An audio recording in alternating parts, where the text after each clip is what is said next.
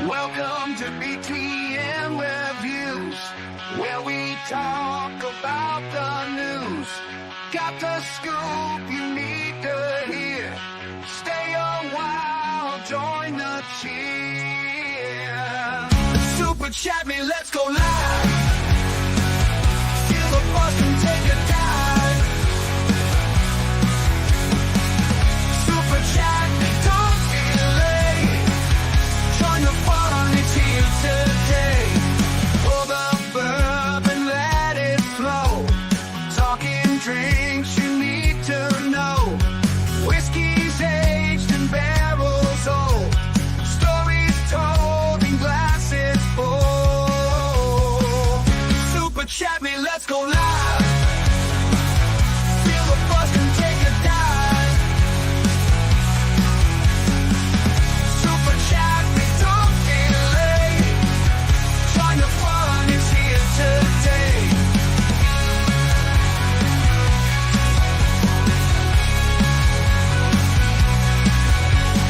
Boys and gadgets, playtime fun. From old school to brand new ones. Action figures, cars that zoom. Fill your heart and light the room. Super chat me, let's go live. Feel the buzz and take a dive. Super chat me, don't be late. Join the fun, it's here today. Movies, flicks on silver screens. Drama, action, fill your dreams. Real to real, the stories told. Lights and camera, new and old. Super chat me, let's go live. Feel the buzz and take a dive. Super chat me, don't be late. Join the fun, it's here today.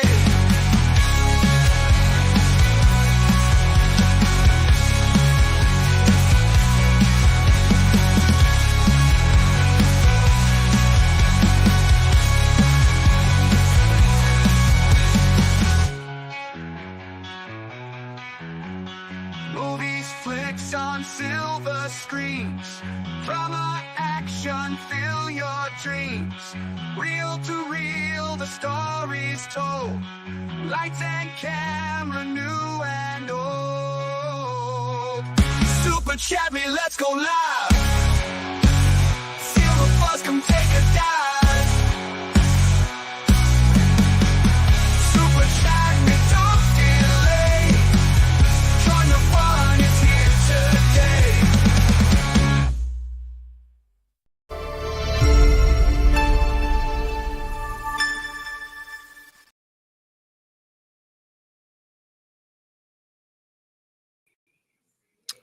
What's up, guys? This is Dave with BTM Reviews. How's everybody doing today?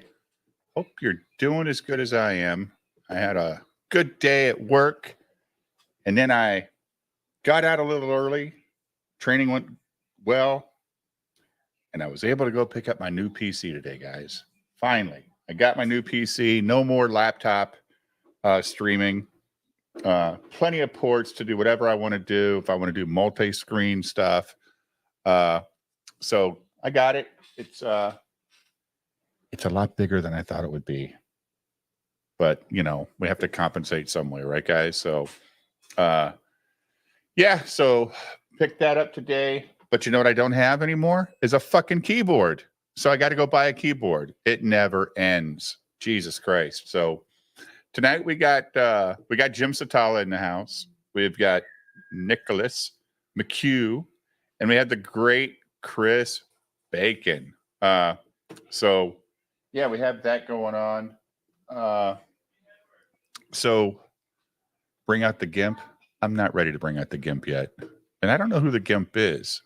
But the first thing we need to do is we need to get our daily sun report. So, I'm going to break out. It's a da-da-da-da-da-da-da-da-da. Here we go. Here is our daily solar storm warnings.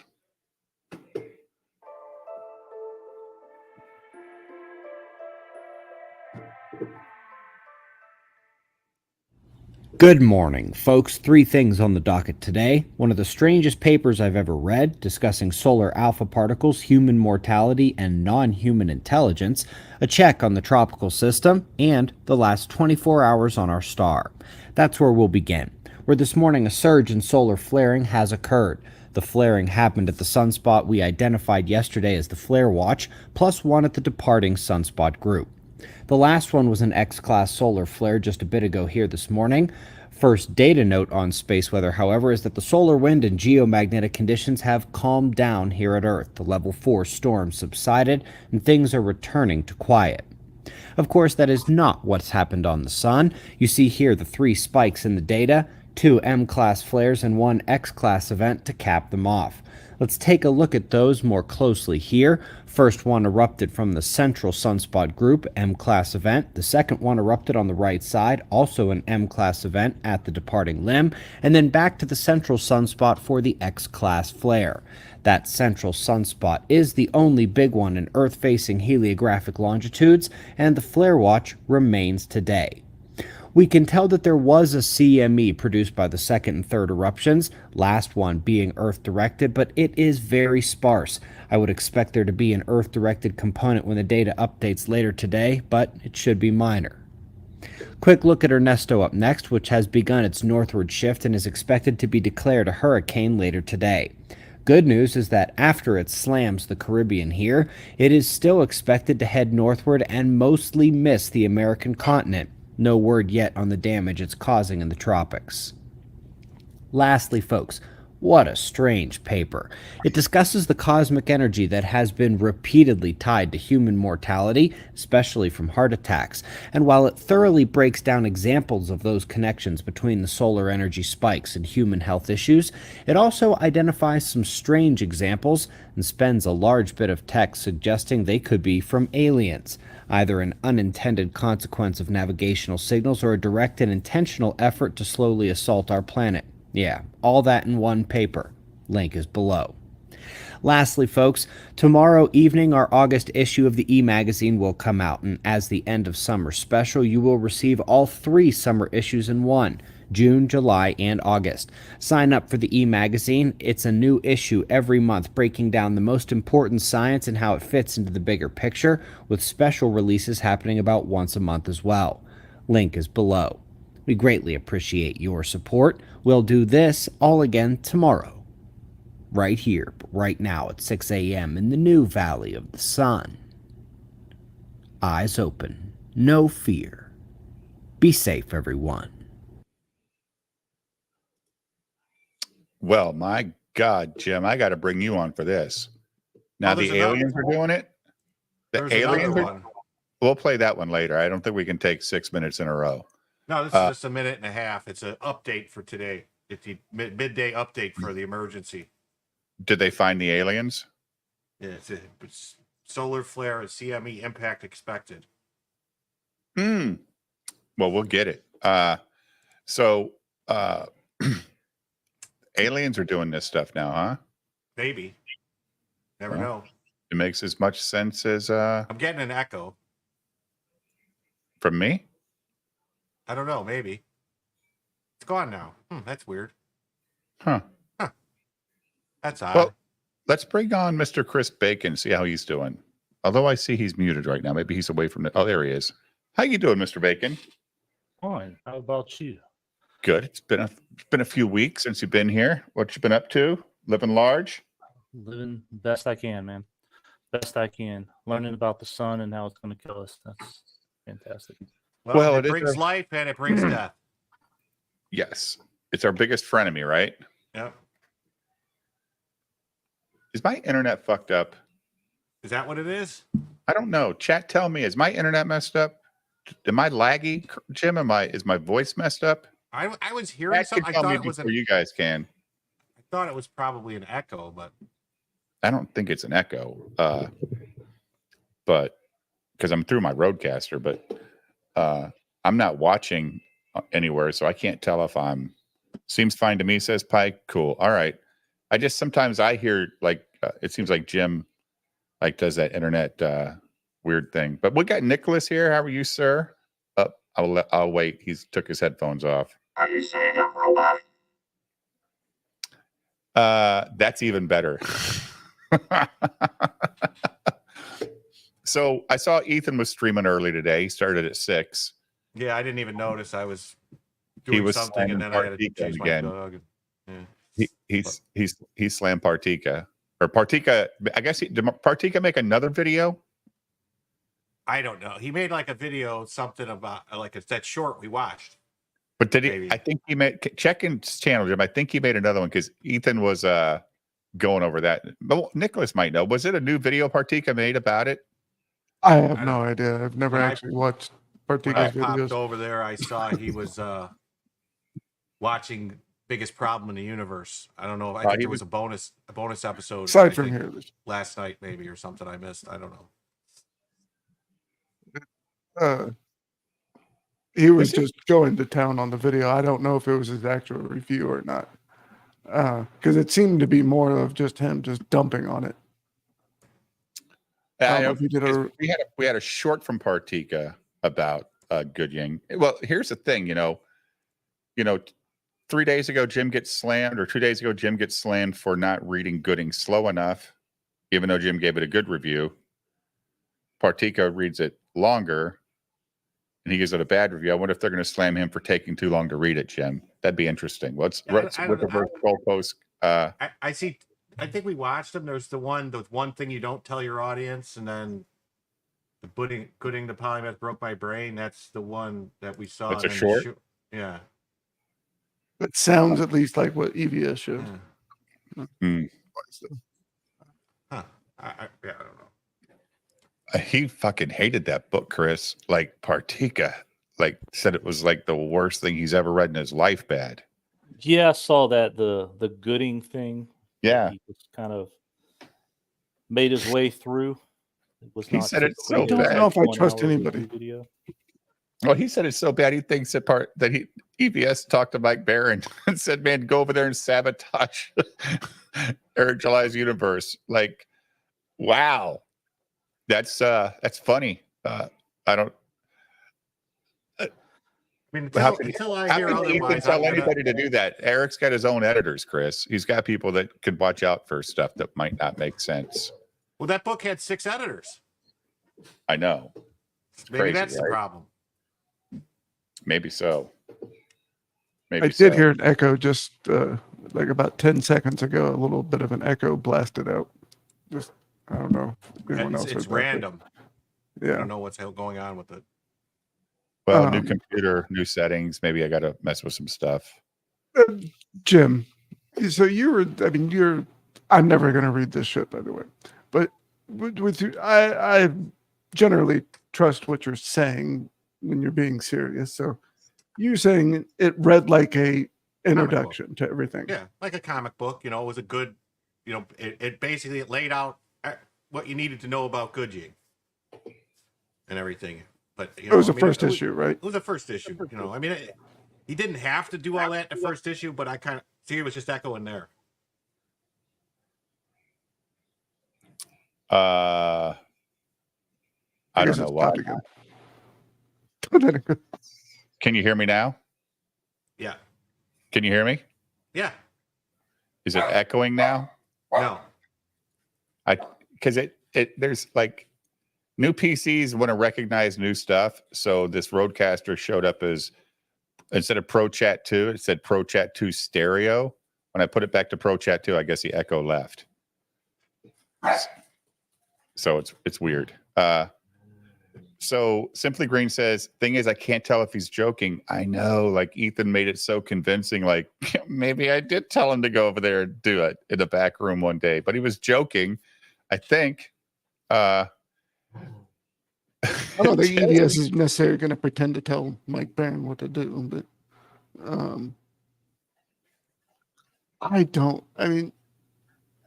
I really think people are probably overplaying it on every side. Like the only person that I reasonably trust is Jim on this. I mean, I seen Black Angus come out there. He just immediately, it was the worst thing ever, and then all these other people are coming out saying it's like the best thing ever.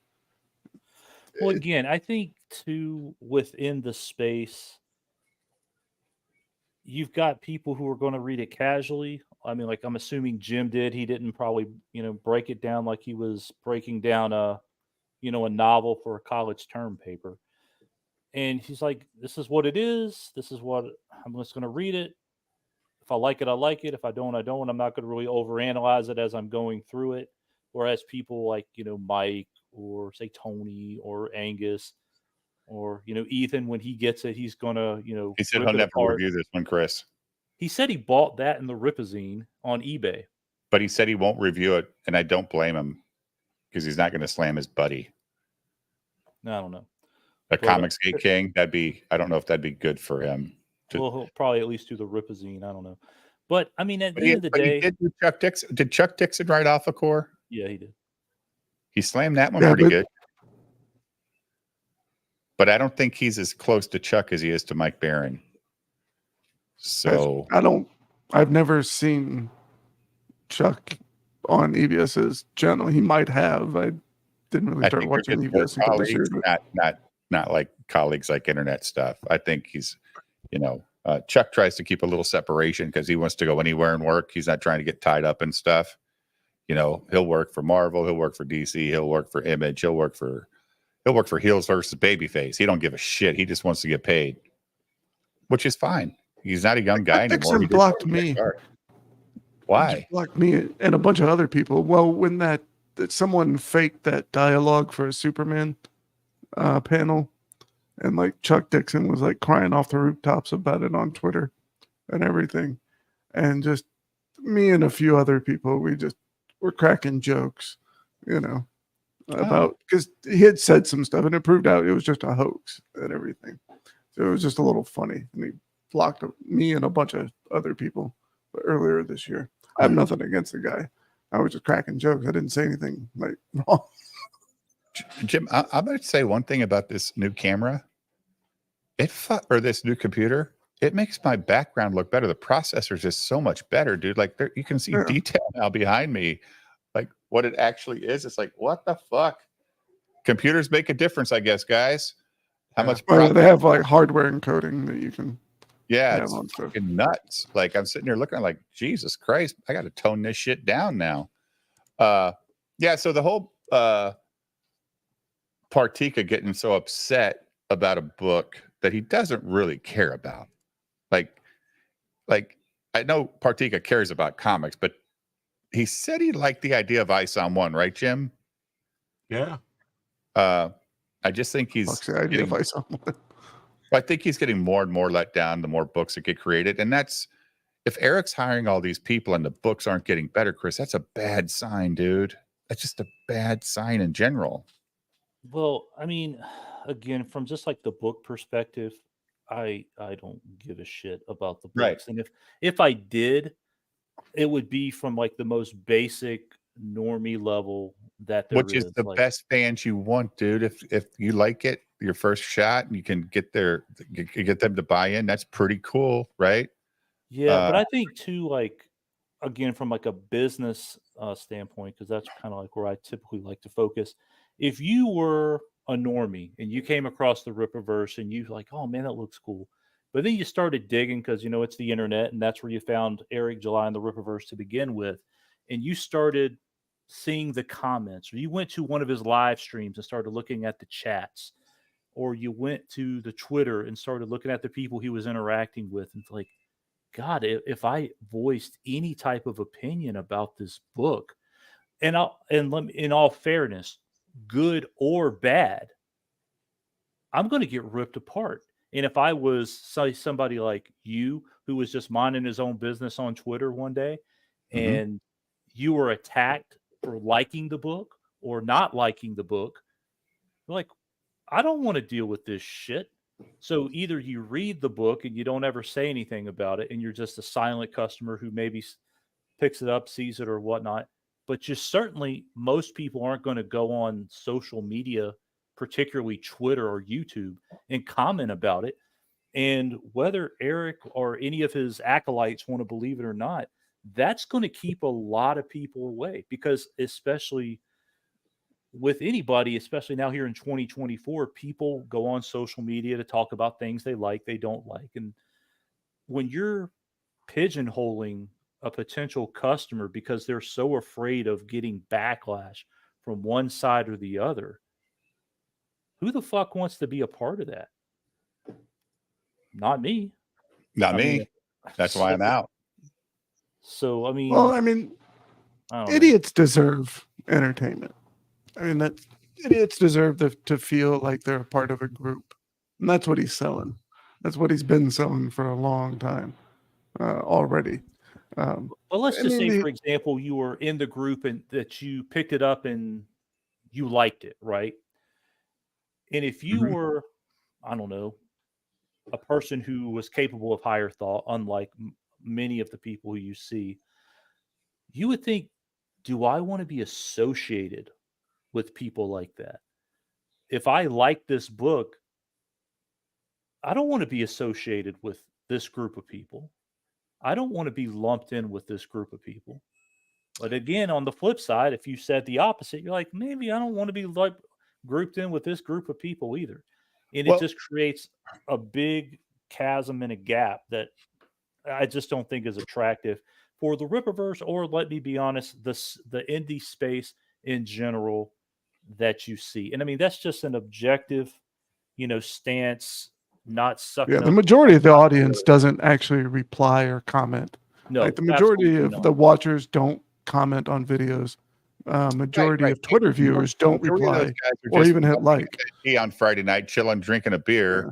buying these books, Chris, to support the fellowship, and they don't give a fuck about any of the books. They're just buying them for the sake of buying them, right? They don't have any skin in the game. Well, again, like whether you're buying the books or whatever, but when you have that type of space where it's also going to cost you money, is Mhm. the people who do like it and the people who don't or whatever, they don't maybe want to get caught up in a war that they don't want any part of, right? So that's going to limit any type of fandom activity. That's going to like Nick was saying, that's going to crush anybody wanting to talk about it, good or bad, because most people don't want to be bothered with that shit.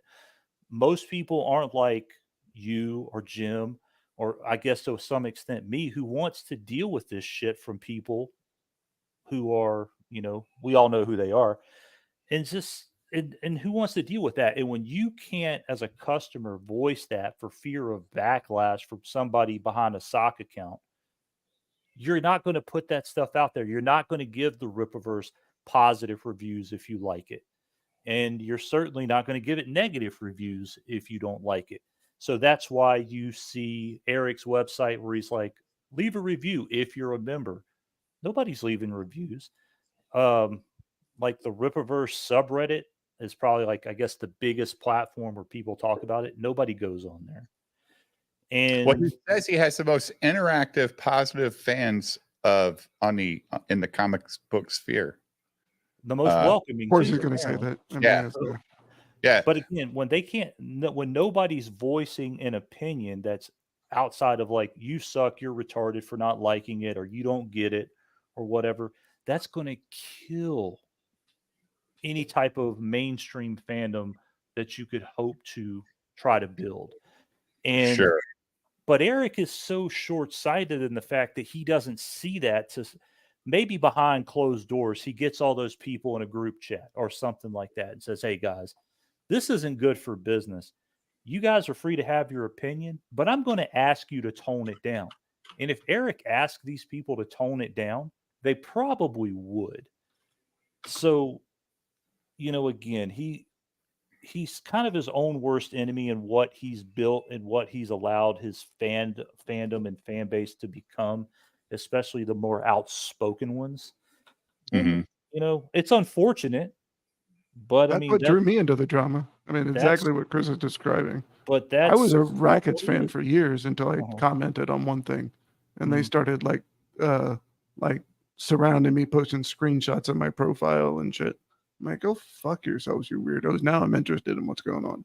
Yeah. So, like, if anybody who is unfamiliar, I'll recap it real quick, high level. I was Don't Buy you have it. to go quick, dude. We're here to hear your story, man. I mean, there's a reason. I posted on the Rippaverse subreddit a breakdown of Alpha Core and where I saw it going. And before I did that, I didn't know who Dick Masterson was. I didn't know who Vito was. I didn't know who Ethan Van Sciver was, Nick Rekieta was, any of that shit. Mhm. And when I made that write up, it blew up. Even like on Reddit, where you would actually have to read it, and like 12,000 people read that shit.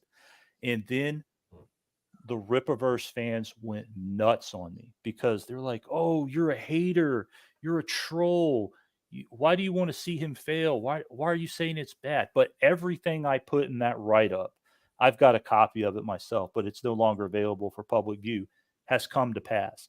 Like, hey, I said people are going to want to pick a side. Are you going to be, I guess I didn't know what the proper term at the time. Are you going to be Comic Skate? Or are you going to be Rippaverse? Are you going to be, like, Iron Age or Rippaverse, yeah, sure. are you gonna who are you gonna side with? The Reketas, the EVSs, the Dicks of the world, or the Eric July's, or the Eric July camp? And that came to pass, exactly like I called it. And when I continued down the road of doing the of the tracking of the campaigns, and I called the Alpha Core campaign within 1%. I called the Yaira campaign within 1%. And that's why they fucking hate my ass. They can't stand it. And when you're calling the Yaira campaign within 1% on day 6 of the campaign and just saying like, hey, On his quote unquote biggest push ever for a comic, like that's what he said, right? Like this is our biggest yeah. deal we're doing ever for a comic here. And when you've got somebody who's a complete outsider who knows nothing about the inner workings of a company, being able to call the outcome of a 75-day campaign on day 6 within 1%, it just pisses people off because they Imagine can't if say, "Oh, you were wrong. You got completely shown up. The Rippaverse is doing great. All the theory that you had about why it's not performing or why it's doing what it's doing is complete bullshit." And it makes them fucking nuts. imagine if you would have still kept tracking and you would have did Gooding, they would have been complaining for 30 fucking days, dude. I mean that Gooding campaign, like it or not, it was a disaster, Chris. $300,000. I mean, that's not. Well, they I mean, didn't promote it. But they didn't promote it as an event. they didn't even do CG rated books for that or CGC rated books for that campaign, Chris. But he's doing it for the Ripazine. He didn't Yeah. do CGC for the good thing, but it did it for the. No, he didn't. Well, I think that had everything to do with the fact. Again, I obviously don't know, but I can only guess that had everything to do with how far behind his books got when Yaira pushed everything back. Because like when you had those Dokimon cards saying that the Horseman first appearance was June 10th, and then like Yaira Winter basically getting pushed back to like the last possible day of like the technical Spring or winter. definition of Yeah. winter. Yeah. Right. I mean, I think he was just like, I got to get this thing out because when he is died on the hill of quality, basically more or less equals not having late books, and you have totally taken away the ability to go to the public and say, guys, we've got some changes that we want to make because we want to get you the best quality books. Because instead of actually catering to the fans that he loves so much, he reacts to the people who aren't going to buy him and support him anyway, which is a massive mistake. Why would you cater to the people who hate you and aren't going to support your product regardless? Because the people who are going to buy his stuff are going to buy his stuff. And if he has to wait, he has to wait. And if he would have come out during Yaira and said, like, hey, we've got some things we need to clean up or whatever, we're going to push this 30 days, or we're just going to extend the campaign 30 days. And as a consequence, it's going to push everything else 30 days. Yeah, he would have gotten a lot of shit from the other side, but they're not buying his stuff anyway.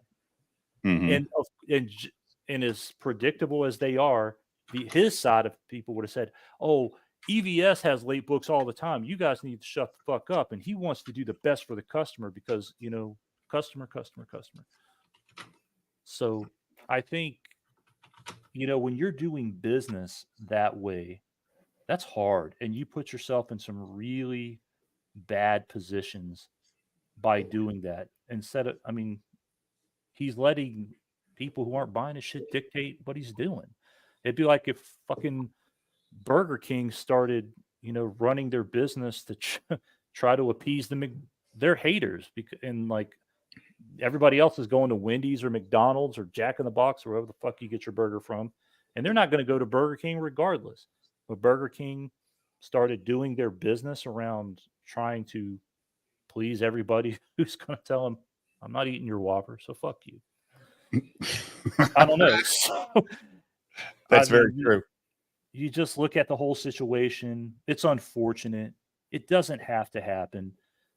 It doesn't have to be that way. That's for sure. But Eric is never, ever going to change course. And, because he's got to be right.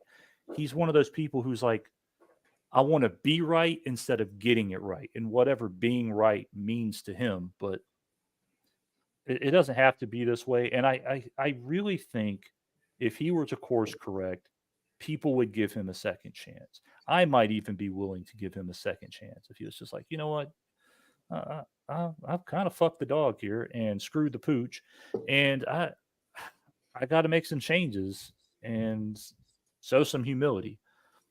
Because you're a nicer guy than I am, buddy. Because again, at the end of the day, the people who love him are going to love him even more, and maybe he would make some inroads with the people who, have written him off. I mean, if I was him, I'd say, like, what do I have to lose? What do I have to lose? I don't see that from a business standpoint. There's nothing to lose by taking that approach. So, whatever. He's going to do what he's going to do. Yeah. Well, I mean, he's all into this collection stuff now, Chris, right? Because he thinks it just makes him look like more of a producer of stuff for the Rippaverse, right? So, well, that's, I've never understood that. He was like, no, it feels so good to be able to drop whatever I want whenever I want.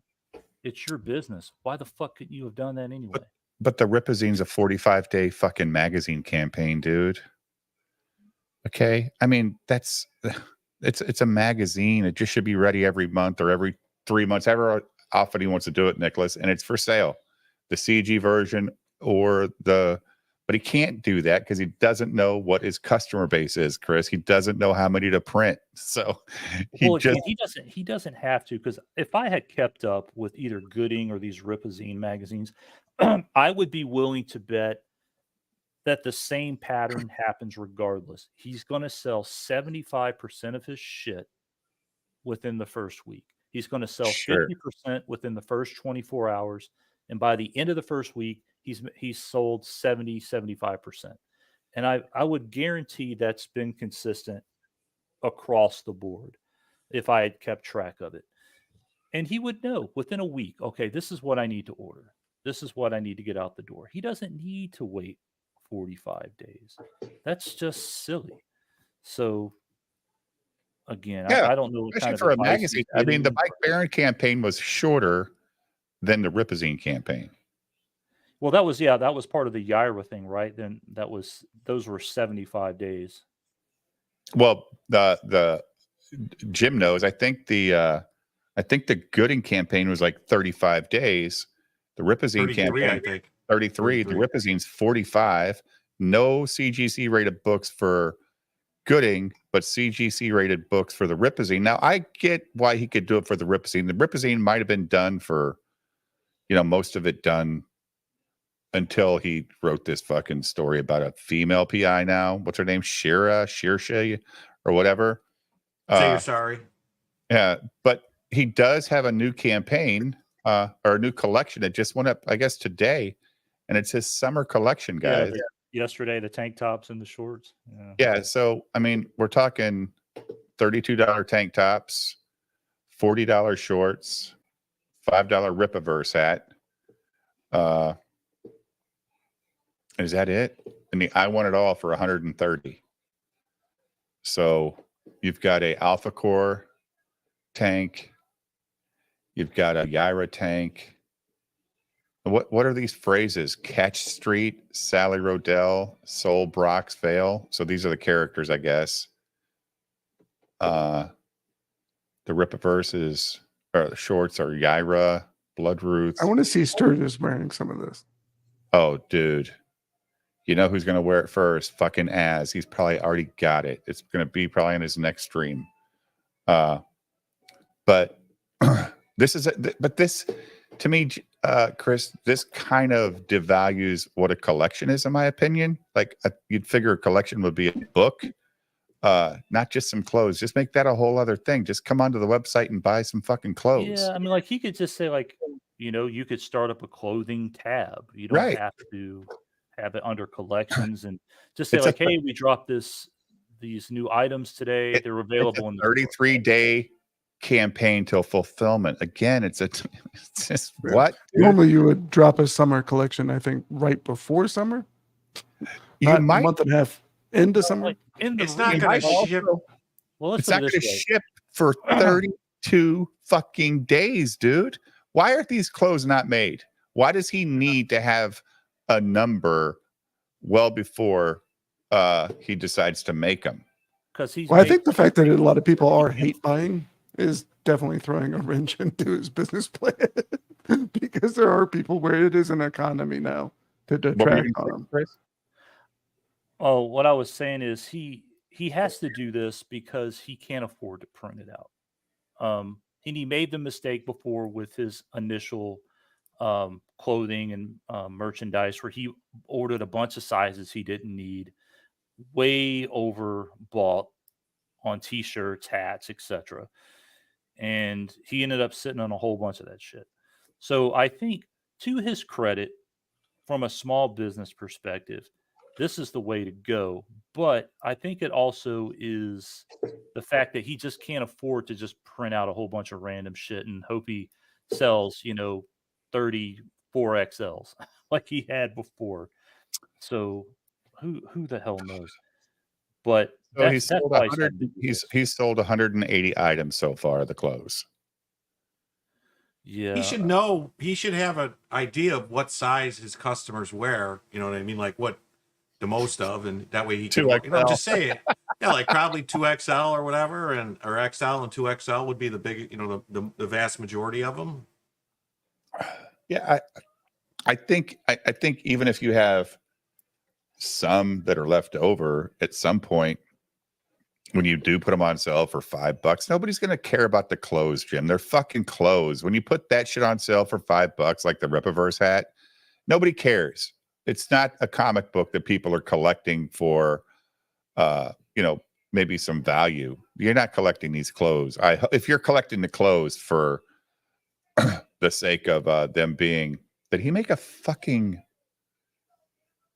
trailer? Oh, like his animation trailer. It's just a bunch of clips of previous stuff that he's done. Or are you talking about hats? And are you? If talking you about know me, you know I clothes? wear a lot of sleeveless shirts, and fans of the Rippaverse have wondered why we haven't produced any tank tops. Well, real here you quick. are. I'm proud to. So he's talking about, I wear a lot of sleeveless shirts. Uh-huh. Why the fuck isn't he? He's obviously got a proof, right? Unless he just literally printed that up on like some t-shirt or tank top graphic and hasn't actually produced anything. But you think he could have gotten at least one proof and worn it in this little commercial here? Yeah, they have to send you a proof before you approve it, right? It's not like you're just willy-nilly. I understand that he wants to handle all the shipping and delivery and everything, but for something like this, like the t-shirts and stuff, he would be better off going with like a drop ship thing that would do it for him. Yeah, like then print he's to cut order. out a lot of it. You know what I'm saying? Like- Like there's companies that they Sweet print Tree, to order. Sweet Tree or whatever like that. Yeah. Even Bunker branding. Salty and Savage have t-shirts, guys, but they don't print them. They just print to order. Yeah. So Salty said I should sell t-shirts. I'm like, nobody's buying a fucking BTM Reviews t-shirt, dude. He goes, no, I'll make you a cool logo and we'll sell them. I go, okay. And Not not gonna only that, like with this collection, like if you were doing real merchandising, right? Like if you were buying for a large retailer, if you ever, for example, go to a store in January or February, you might think to yourself, why the fuck are there a bunch of swimsuits prominently displayed in January and February? And why are all Just the like winter if you're coats on sale already? It's January. Why are all the winter coats on sale, half price? right, Right? and you're thinking, oh, because people are planning for spring break, buying for summer, that sort of thing. And that's why people are like, if you're if you went to the store right now, even here in Texas, you would notice that there's a lot of coats and stuff for sale Mm-hmm. because people are buying them for The new down the season coming line. up. Yeah. And let's put it this way, you would get fired or reprimanded if you were a merchandiser or a buyer for a retail store buying tank tops and selling them on your store or on your website or in your store at In the August. end of August. Right. They'd be like, what the fuck is wrong with you? So, I mean, this is just some fundamental mistakes that he's making from a business standpoint that you just don't make. And I think he's just hoping again that, like, well, the people who are going to buy him are going to buy him regardless. If he had dropped the fucking things in November, he might have sold the same amount he's selling now. But who the hell? He's just trying to fake success at this point. He's trying to keep up the illusions of everything. But there's going to be one day he's not going to be able to afford the rent on the warehouse, and he's just going to keep showing up. And it's going to resemble somebody named Riley standing outside the warehouse. Well, all I know is if I agree with Jim on this, this does not need to be an Eric July collection thing. You just sell shirts and you when come up with a whole bunch of designs. Like come up with like 20 different designs. You have a company that'll print the order. You know what I mean? Like someone, you put them out there. He makes his 20% and he moves the fuck on. It's a t-shirt. Yeah. And you don't have to worry about stocking them. You don't have to worry about shipping them. You don't have to worry about none of that shit. But that's what happens when you have a big warehouse and you're paying a bunch of people full-time money for part-time work. I'm assuming he pays benefits and insurance and all this other shit. But I mean, I think this is just an example of consequences of ill-informed decisions that he's made that weren't very well thought through.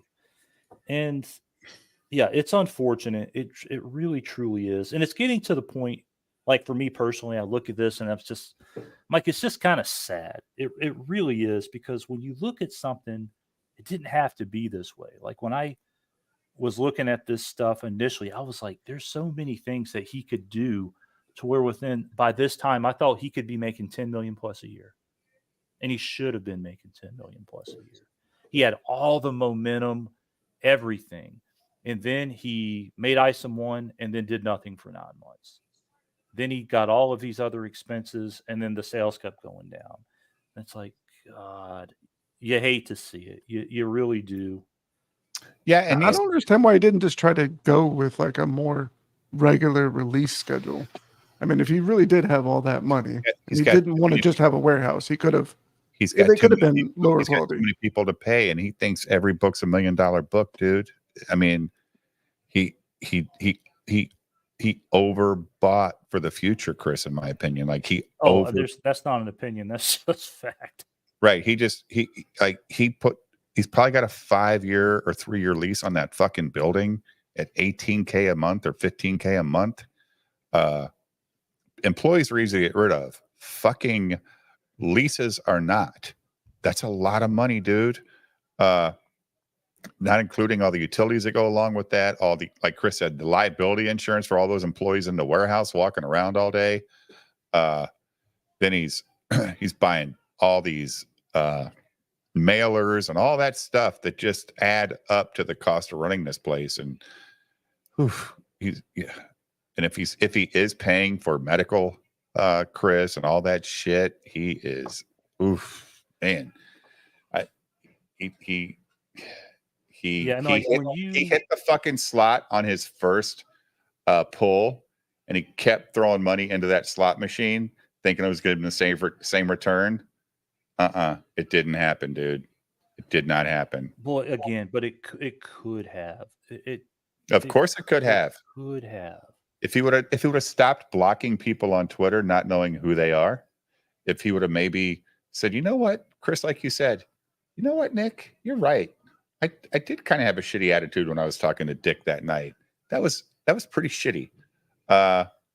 He wasn't being hateful. He was just giving his opinion. He was reading it from a writer's perspective, giving me his thoughts on this stuff and all. And you're right. I shouldn't have acted like that. Maybe that humility a year ago would have helped him, but now I think it's just too late, dude. He just keeps trying to give people the Kool-Aid, and everybody left Jim Jones' camp a long time ago. They're gone. Nobody's drinking the Kool-Aid anymore. The only people left are the people that got they didn't get their Kool-Aid poisoned because they were good enough fans that Eric would not berate them. So that's just how I feel about it. And you know, somebody will clip that shit, but it's a fact. It's just how I feel. And just my stupid humble opinion. It's I don't think it has anything to do with how you feel, because again, he posts his numbers, he posts the buyers, he posts the units that are sold, and people can say, well, he sells stuff after the campaign. Come on, dude. It's just like a movie. No, he doesn't. Everybody goes to if whatever you're going to make the first week is probably going to be the vast majority of what you're going to make. Nobody's coming into the theater on week 3 to watch that shit in any large numbers. And I mean, that's just the reality of it. And when he kind of got greedy, well, kind of, I don't blame him, I guess, when he released the CGC books and killed any collector's market for his product. Because when you've got hundreds of these books floating out, there's no rarity. There's no like, hey, I got a signed copy of ISOM 1 because I went to one of these meetups. I went and met Eric at a con. I got the book signed, and then myself, I sent it off to CGC or some grading service, and they're rare as a result. And like Jib said, the artist or the writer don't even sign the book. Eric signs them. So this excuse that Mike Barron was going to come back from Florida to sign these books is ridiculous because the writers don't sign them. Eric signs the books. So Just lost you, Dave, or you were kind of. Am I gone, guys? Can you not hear me? Your camera's frozen and you're Hold on. roboting. All Yeah, right, you've hold done on. it like twice now over the last like 5 or 10 minutes. If you want to change your internet, play this 1.5-minute video and swap your internet out. Well, let me finish Eric. Let me just finish Eric. Got to finish Eric off. To announce the launch of our 2024 summer collection, which is our first of many. That's freezing too. I think Dave's new computer is not cooperating. Of them features art from Kane White and consists of some of our best designs yet. In addition to the tanks, we've also added our first pair of Rippaverse shorts. We want you to enjoy these for the rest of the summer, so fulfillment will begin. Sorry, that just all sounds so silly and stupid. Dude, they're coming in September 20th. What the fuck? You're shipping them September 20th. What are you talking about? Be your Halloween costume. I don't know.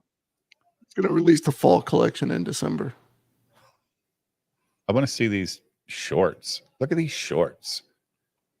They look pathetic for $40 fucking dollars. Those are $40 shorts. That looks like a $5 pair of shorts from fucking Walmart, guys. Elementary school kids would call each other fags for that. I mean, yes. This needs a Ben 10 logo on it. Rippaverse shorts. We want you to enjoy these for the rest of the summer, so fulfillment will begin around August 30th, and the collection window will be open until September the 16th. We will make sure we have enough stock to cover us until the end of the collection, but don't be surprised if it sells out on the last day. So head over to Rippaverse.com, grab your tank tops, and get your workouts in.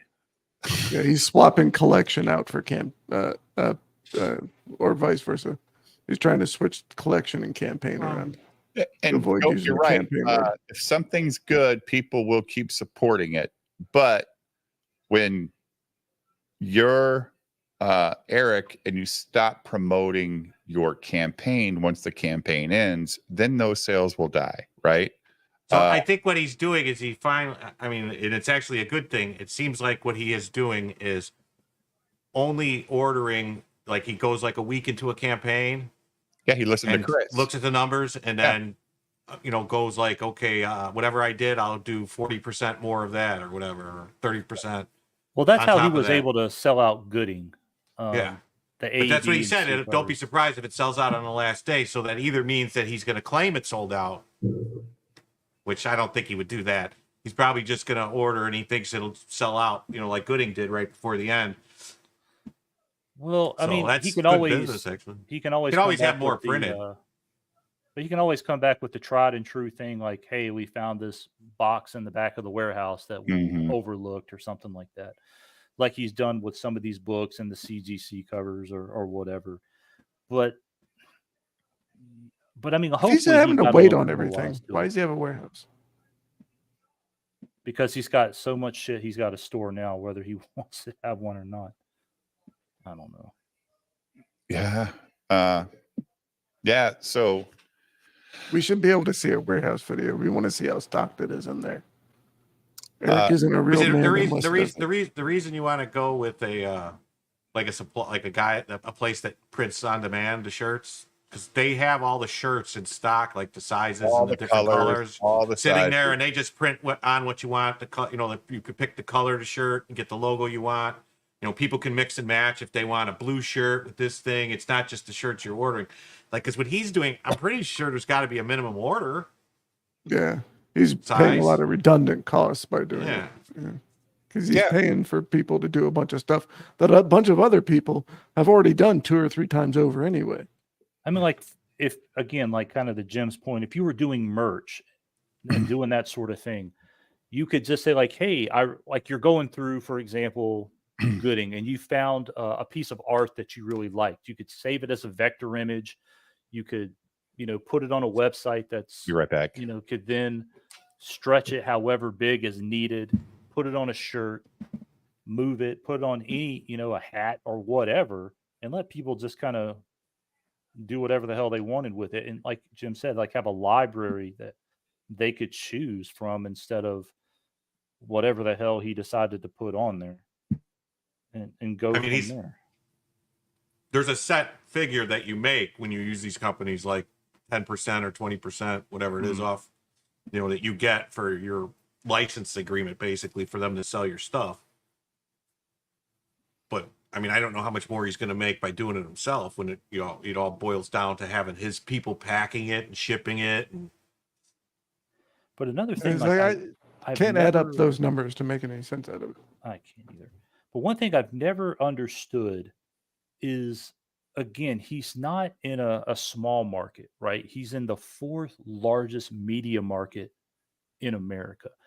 Why he is not doing more just in the Dallas area that he can drive to any point in the DFW area in an hour to do more outreach to fans. Whether there's a bunch of comic shops in the Dallas area, he could, be going there, meet and greet, whatever the hell. He doesn't have to just limit it to cons, and be out meeting people and growing.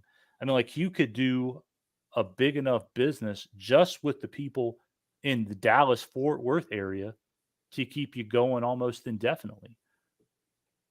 I mean, I don't know. I've never kind of understood his overall approach on how he chooses to spend his time or his outreach or lack thereof. And again, the 4th largest media market in the country. He's gonna look like some dude selling CDs out of the trunk of his car if he were to do something like that. But again, Ain't like, no comic shop gonna look at him and go, "Oh yeah, we'll hold on to all this stock for you." Yeah, no, but I'm saying, like, just like that. when he goes, like when he went to Denver Comic Con, like, he set up a booth or whatever. He's got a cargo van. He could put his material in there to go and hang out there for the day, set up a table or whatever. Sell at the table, right? And course. you know, he's had the They're meet and gonna. He's greet. gonna look like a guy selling CDs out of the trunk of his car, no Well, I matter mean, like where he again, goes. he had a meetup. You know, the Emphasis. That's all sounds great and everything for people that got a good product, but that's just But what again, that's what he looks like. in the He Dallas has area, commas on his motherfucking shirt. he's had meetups. I attended one of them. There was a pretty decent crowd that showed up. Granted, he is notorious for also doing that with like Geeks and Gamers and Gary. Gary's Mhm. at every single one of them. He just did the last one, the infamous one where Riley got arrested, and people showed up, and the RSVP, I guess he was able to do that to the max, and I don't understand why he doesn't do more of those. And maybe the same people show up, maybe they don't, but maybe more people would if he put it out there. Well, if you did them in more areas around the country too, Chris, like they're not all in Dallas, right? I mean, he's got fans in other parts of the country. I mean, he should know. He's got the fucking home addresses for everybody who's ever bought from him. Exactly. So, like, let's say You would have for figured he example- would have done like a con tour this year or something like that. I mean, if he's too big for con. Comicsgate isn't But allowed. he Of said them. he's not going to beg to go to any con. They're going to have to ask his ass to go. Well, he went They're to never going to ask him to come. he went to Agreed. MegaCon in Orlando, and he went like with other people. But the Denver con, he just went as a regular vendor. Right, but he And that was didn't it. go to Dallas because he thought Dallas should give him a free booth. Chris, I swear I to know. God, that was his mindset. Really? So he did the meet and greet in lieu of the Dallas Fan Expo. Yep. But yeah, I don't know. I mean, like again, he's got his mailing list. He's got everybody who's done it. And let's say, for example, he found out in Houston, Texas, or for example, hey, I had 3,000 orders from the people in the Houston, Texas area. Market it, see it again. See what kind of RSVP thing you could set up for a month out, 2 months out, and see who shows up. Gary's in San Antonio. Coming out. You've got some extra copies of Gooding. Yeah, maybe you go. Gooding's coming out. Let's get there before the book's actually released and get these people that show up to this event to get an early copy, Chris. I mean, anything. I don't know. Anything. Again, like Gary's in Texas. He's in San Antonio. He could go down there easy enough. He could get Gary probably to Houston if he feels he needs him to help prop it up, pay him or whatever the hell their arrangement is, and do something. But again, when you've got tens of thousands of people who've ordered your product and you're not doing more to maximize that, that's just a very flawed approach to business. I mean, Well, if you watch EVS, half the show is a QVC. He's constantly selling his product, dude, whether it's coming up or it's available in the eBay store. He's constantly selling. That's how you got to do this, Chris. If you want to keep those backlogs going out the door, like Jim buys all this stuff, pays full price, and then EVS puts it on sale 2 weeks later. You're like, what the fuck? But that's okay too. I mean, Jim's not pissed. He's just like, shit, because he might not put that on sale one day, Jim. Right? It just Maybe. it just might not ever go on sale. But Katie, gentlemen, was very generous and sent us some videos. So these are Katie videos, so they're going to be high quality. Number one. Oh shit! Let me stop this screen, Nicholas. I'm going to out you. I'm going to out you and all your Whisper bad Network. stuff. Hey guys, for y'all get it started in that, I got to dip out, but it's good catching up with you fellas. And Yeah, I'll, man. Have a good I got to evening. go step out for a little bit, but I'll come back and lurk in a little bit. All right, man. All right. You got the Take link. care, Chris. If you got the Yep. link, if you want to get back in. All right. So I think Jim's in this weird state right now. If we start at 8:00, he gets tired the first hour. When we start at 7, he never gets tired. It's justified. It's justified. So Katie sent 4 videos, guys. Send them here first. So They all have to do with Eric July. no, it's even worse. No, that's better. I just want to talk about something different. It's That's basically like I'm at my limit of Eric July. Yeah, it's ripping as, which is even worse. It's someone different, at least. Yes. This is check out my collection. It's only a minute and 50 seconds, Jim. Okay, so Cool. Ripping the Silverback. This is actually my first time streaming. We didn't do a For Ken's Sake episode because, which we'll talk about. Actually, go ahead and talk about it here in a bit. Ripazine, I was signing those copies, getting those off to CGC. But before we talk about all that stuff, joined, of course, by my co-host. Said host co. I was about to say that backwards. The Silverback himself. What's up, man? I'm doing good, doing good. I have ordered my Ripper, Silverback, not ripping the Silverback at all. I'm as bad as you today now. It's contagious, isn't it? I've ordered my summer collection, my Ripper summer collection. Let's go. okay. First of all, why does Az have to order anything? Why isn't Ripaverse or Eric sending him this stuff, Jim? Maybe he is. Maybe this is just for show. But if he's not, and Eric's making him pay for this garbage, that's awful.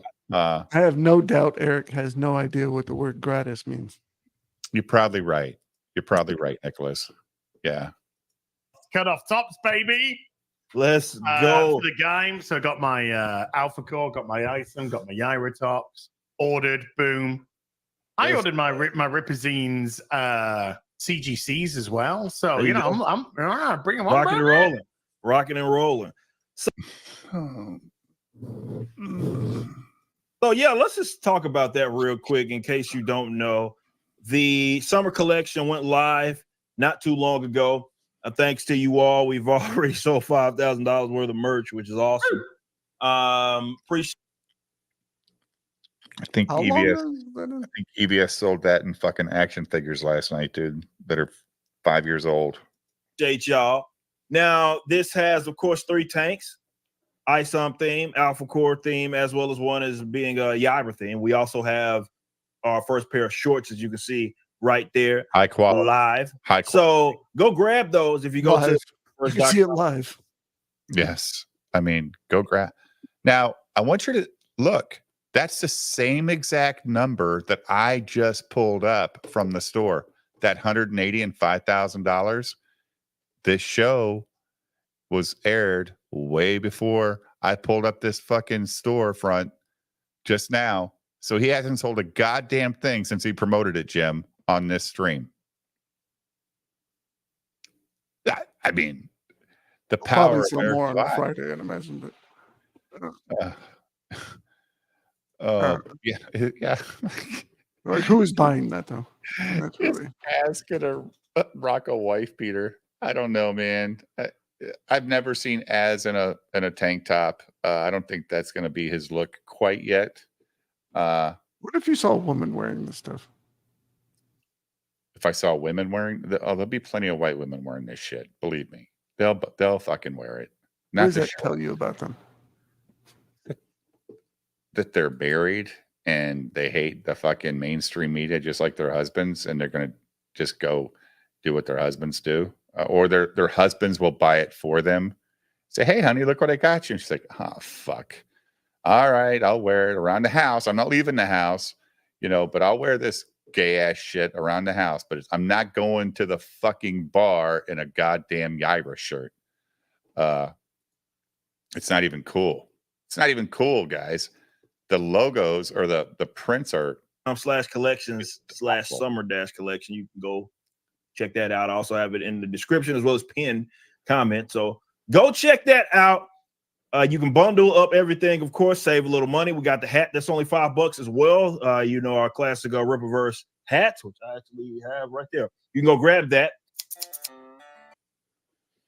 Well, nobody's grabbed it since you talked about it because we just looked at your numbers, dude. Nobody's grabbed it. That's I don't think that's good for business, Jim. Just saying, man.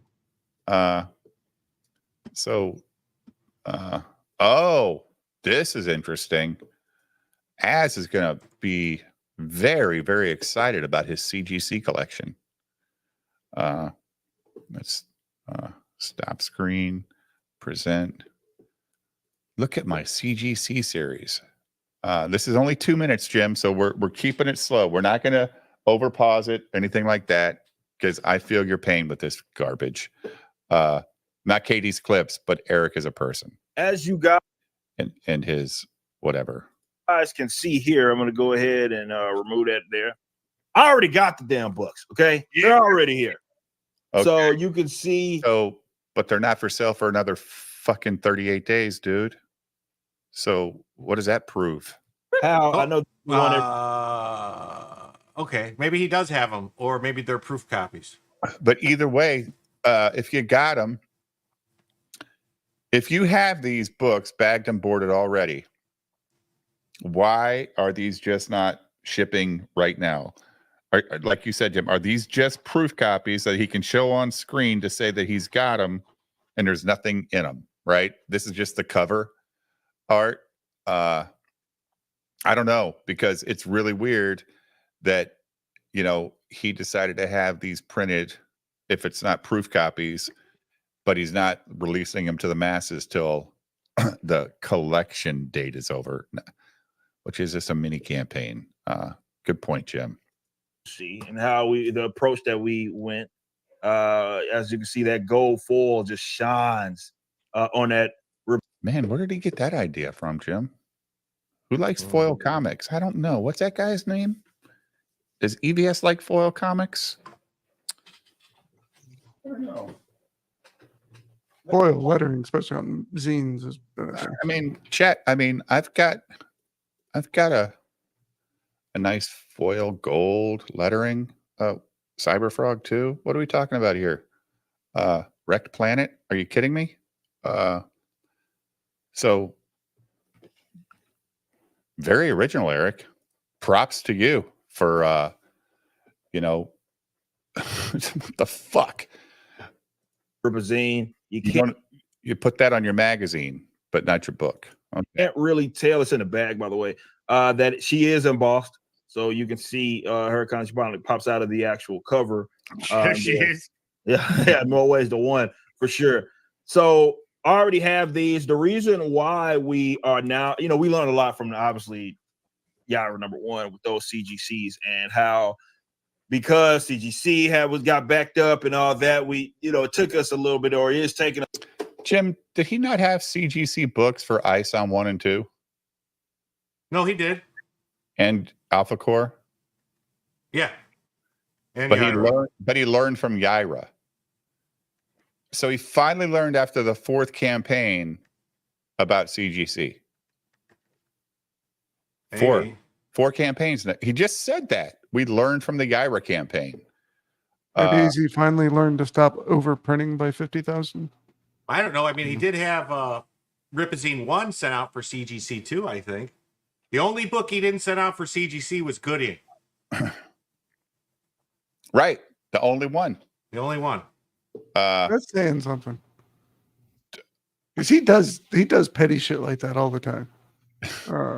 Like just small. See, little I'm one. stuff I mean, like, that's just more. It makes me more think that something else happened, like that there was some late editing that had to be done, and it wasn't ready.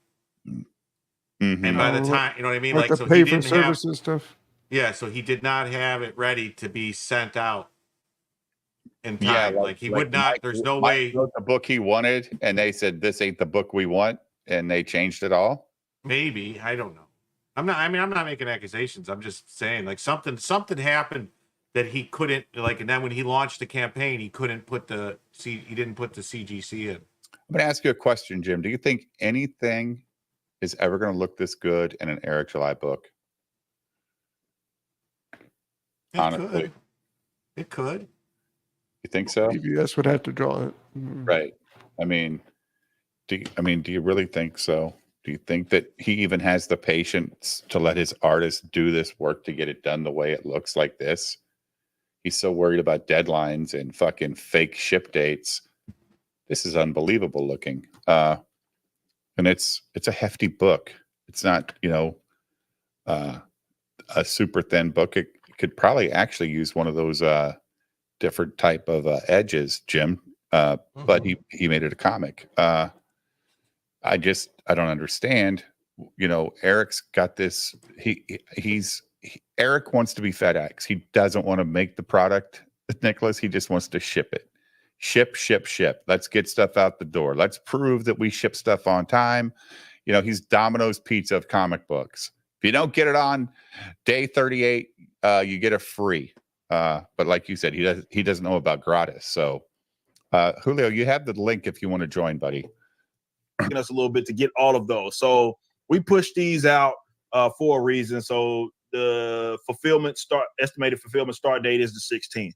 If we can get those back, which we should be getting those back early, I'm not making any promises. We will start fulfillment early, so don't worry about that. We for sure will do that if we can. We have an announcement that will be coming. You could have did that for Mike Barron's book, dude.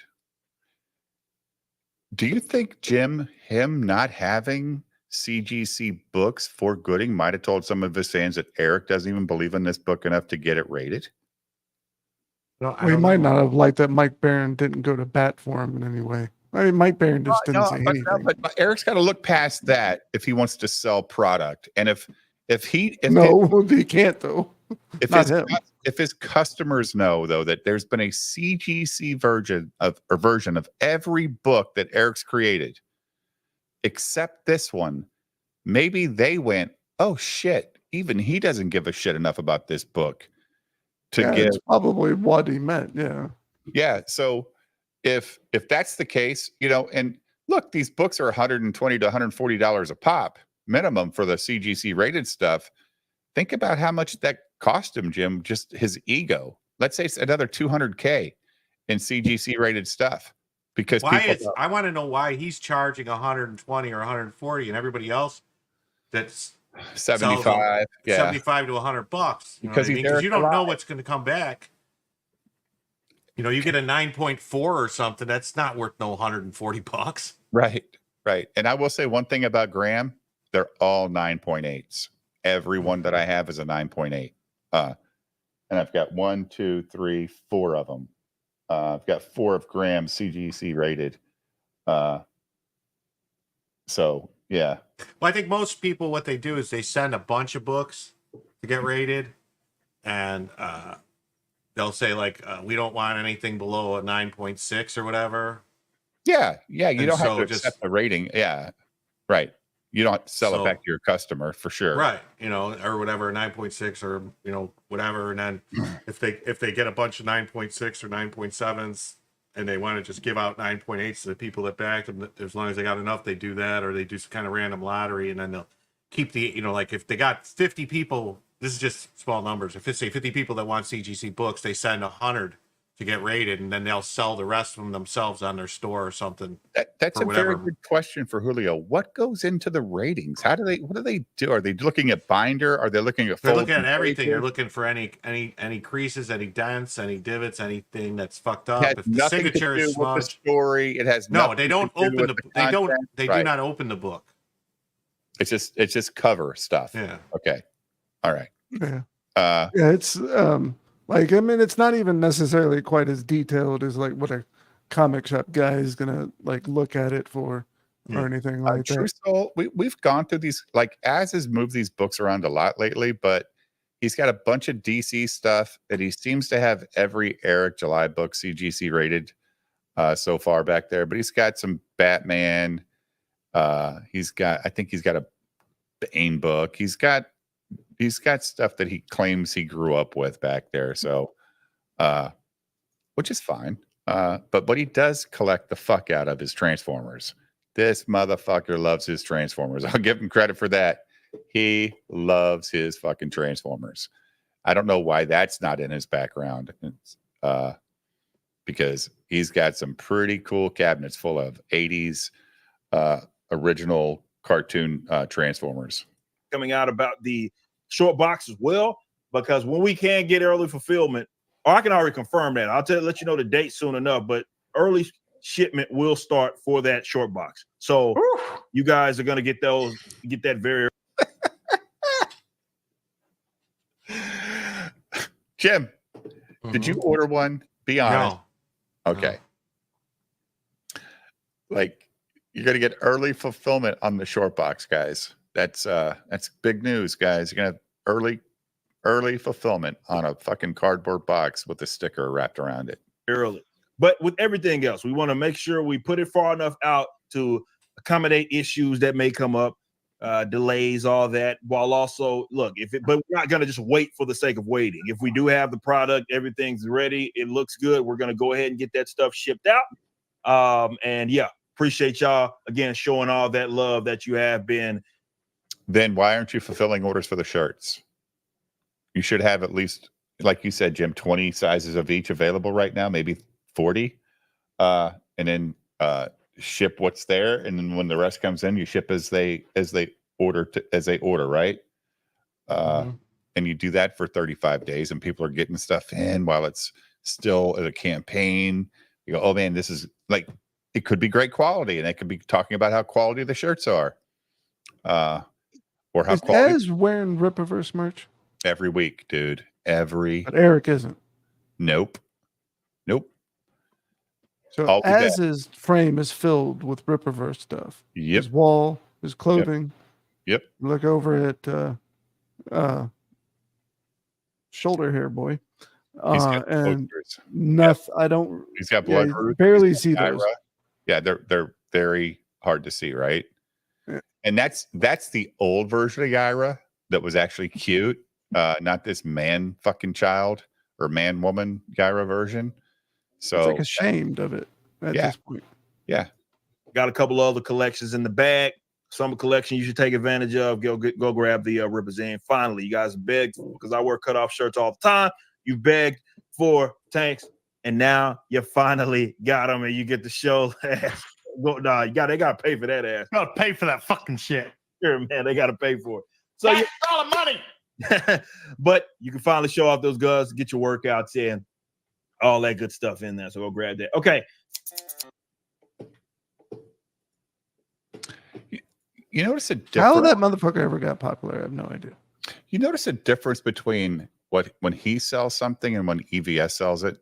EVS actually sounds like he loves it. Everything he sells, Jim. Everything he sells. He just sells the love for those toys, right? They're super posable, they're high quality. You know, our hats are the best hats. He's Donald Trump of selling comic books, right? That's EVS. You're like, well, fuck. And then you get the toys and you're like, yeah, they're fucking great. These toys are, you've never opened one, have you, Jim? Not one toy. They're fucking incredibly built. I would open one, but the problem is I don't want my grandson to swallow small pieces. So Then keep them on a high shelf. My brother's dad would always give my brothers, because we're half brothers, and he was like a collector and everything. He'd always give them toys, but would demand that they could never open them. Like the giant, like big, like Transformers Optimus Prime truck, or well, if he would have saved G.I. that, Joe those stuff. things worth thousands of dollars. Oh, they now. did. Oh yeah, they did. They're still in business. I mean, Kevin, I have extras. I'm gonna open some. It's just I don't want to fuck with them right now. look at this fucking Cyberfrog, dude. I've been too busy. Look Yeah, at I like the head it's got. I've Yeah, got doubles of and everything. he's So he's carrying the head, right? So Mhm. it's got multiple hands. He's got weapons. The stand is awesome that holds him in. It's Mhm. incredible, man. Like, and it's got real weight to it. I mean, I don't know how to maybe and it's super posable. I mean, look at these fucking toes. They move. They do all this crazy stuff. Super posable. This is, I know it's made in China, but it's designed by somebody who gives a fuck about his character. And I've never been dissatisfied with the product that or a toy that I've bought from Ethan or his comic books as well. The quality of the paper in these comic books is incredible. The art is incredible. All that stuff that matters. So, yeah, I mean, and when he sells this stuff and you watch, you go, God damn, I want it. And it's on sale for $25 rather than $38. Fuck yeah, I'll take it. So I'll get off myself, but oh dude, well, Well, there's some breaking news if you want to jump to Ethan real quick. He has some information news you might be interested in. Pop it up. You got it? I got it. It's been up. All right. Go. On today. I'm gonna do the Yaira review because I'm kind of into it now. I've been seeing a couple of other people do funny reviews of Rippaverse stuff. I needed a break, dude. It's so fucking awful. Like the Rippaverse really sucks so bad. And it is it's no fun. Like it's no fun to read those comics. But I'm kind of excited about reviewing Good Ying. I watched some funny videos about Good Ying. And I'm kind of interested in it now. Mike Partika, especially in particular. Mike Partika is he's kind of like, he's okay in small doses, but he's tough to impress. But Mike Partika has largely been Ripitard. Like he likes Rippaverse. He buys all their stuff. You know, he sits there and he compares it to Cyberfrog Wreck Planet, you know, to troll me. He's like, see, you're not as good. See these 2 spelling errors that got through? It's going to be a while before you're up in Eric July's stratosphere. And I'm just like, dude, his entire book is misspelled and he doesn't understand the words he's using. What are you talking? He's just ordinarily a troll. But I think it's because he's a Ripitard and he really wants to help, Eric July. But Good Ying seems to have broken him. Did you guys see this? Like Good Ying actually legitimately broke Mike Partika down into small fragments and particles. Look at this. I don't know what to say right now. Say whatever you want. This is the most perplexing review I'm probably ever going to give. Because I don't understand what happened. Let me turn some of this glare off. I just read Gooding the Polymath. I just read it. And as most of you know, when I'm reviewing a comic book, I will read up until a point where I have something to say. And then I will publish that. What's the news? And then I will click on the full video. And then I will. He's going to review Yaira and Good Ying. Oh, look at that. It's Dave got his Rippaverse short box out to show us. No, this is PTP's bullshit. Look at this. This is a PTP toy. So Kevin asked me to show it, like flimsy, gay ass bullshit. And they're impossible to transform. They are impossible. Like it's 40 fucking pages on how to transform this stupid toy. Look, it just falls around. Got this shitty fucking look at that symbol. That doesn't look like Transformers, does it, Jim? That is a Transformer symbol. It is a Transformer. No, this is Last of the Seekers. This is not Transformers. This is Last of the Seekers, guys. Have you ever done anything that isn't like borderline ripoff, copyright infringement? I mean, look at this little mini robot. Nothing's fucking.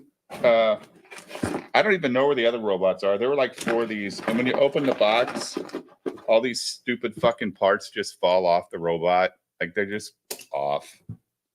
Thank you, Patrick. You fucking piece of shit. And then here's his great non-Transformer artwork. It doesn't look anything like a Transformer, does it? Nah. Or this one. Look at that. Oh my God. That's nothing like a Transformer. I can't let my dogs piss on this shit fast enough. And then, I mean, let's just take it home. This is a non-Transformer shirt. This is a Seekers shirt. I mean, look at that. That is so original. Original. And I bought this gay shit because some guy named Az had him on his show when I was watching Az, and Az's like, "Oh, this stuff is so cool. This is awesome." It's garbage. That's one ugly ass shirt. You're goddamn right. It's awful. So I have no problem if the UPS guy would have ran that shit over before it got here. It would have came in the same condition. If it would have got ran over by the UPS truck, it would still be loose, falling out of the fucking packaging when you open the packages, because that's how much PTP gives a fuck. All right, let's get back to this, Jim. Sorry to interrupt, but Reading Kevin has to see it. And get to the point where I have something to say, and and then I'll put in another video. But I actually read this all the way through. You did? I read it from cover to cover.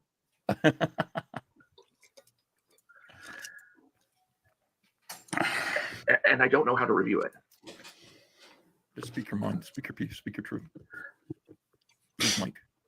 The writer of this book is Mike Barron. Yes. And this is not the video we watched, Jim. I've known of Mike Barron for a long, long I don't time. know. Back in 1985. This is a continuation. He wrote like This is just the beginning of I want to say 13 or Crash 14 Cast. issues of the Flash. That's what I was talking about earlier. The Flash after Barry Jim, Allen we got a died, $5 super chat and from Kevin for $5.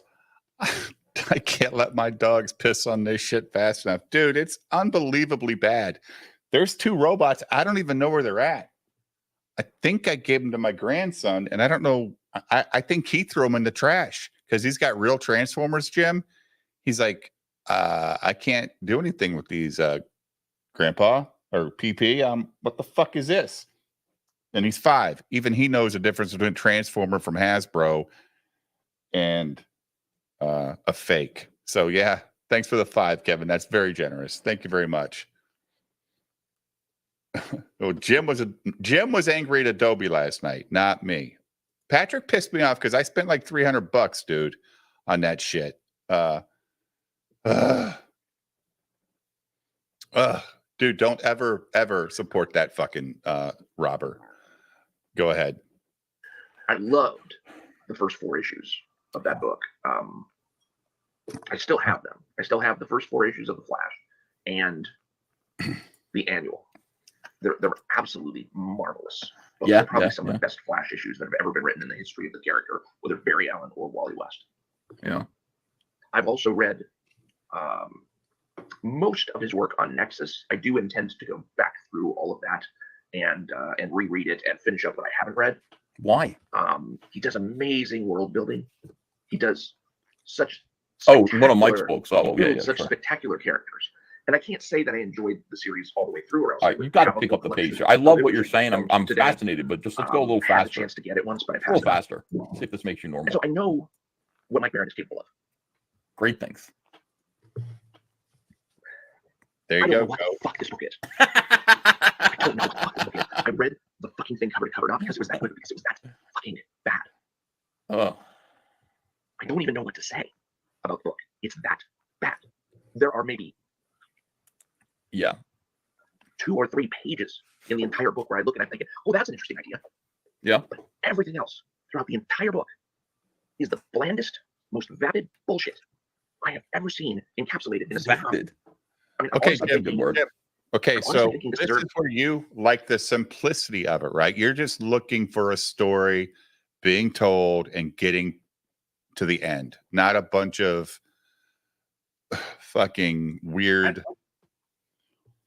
He's using the word vapid and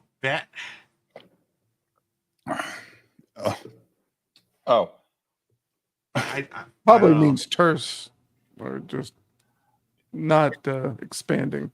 Here's what I think I'll do with this last of the Seeker shit shirt, Jim.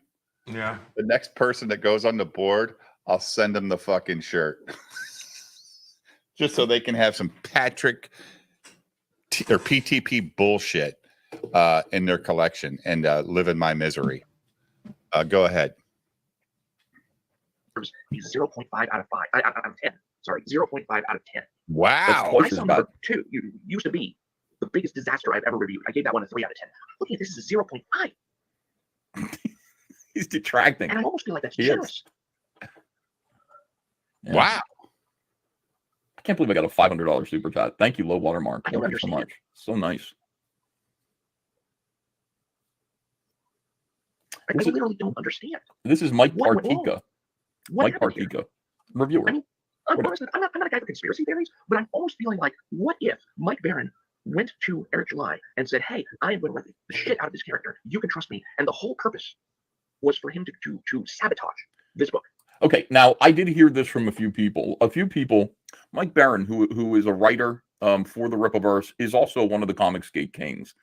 He's in my private DM thread with the Comicsgate Kings. Okay, obviously we talk back there, and I have done a couple of things in the past, sort of inadvertently to help my friends, but also possibly to sabotage Eric a little bit, not too bad. Like, in other words, here, take Gabe El-Taib off my hands and pay him. It works out for everybody because it's like, take Gabe El-Taib off my hands, which is good. You want to do that. I want him out of here. I can't stand him. But I don't want him to die. I don't want him to, not be able to feed his family, but just get him away from me. So take Gabe El-Taib, pay him 3 times as much as you might pay a reasonable colorist. 3 times as much. And I told you what that rate was. I'm not going to repeat it again. Hey, Rich, it's but worth pay him an outrageous 3 times as much. Get him out of here. I paid 100 for it. And what that ends up doing is it takes Gabe, who is already like a fucking imbecile numbskull, who's driving me nuts, who's starting fights, getting into fights with people like David Williams and others in our community. Gets him out of here, getting the fuck out of my hair. If I had any, Mike does. Mike kept his hair. He's got a nice head of R.T. Bear styled old man hair there. That's great.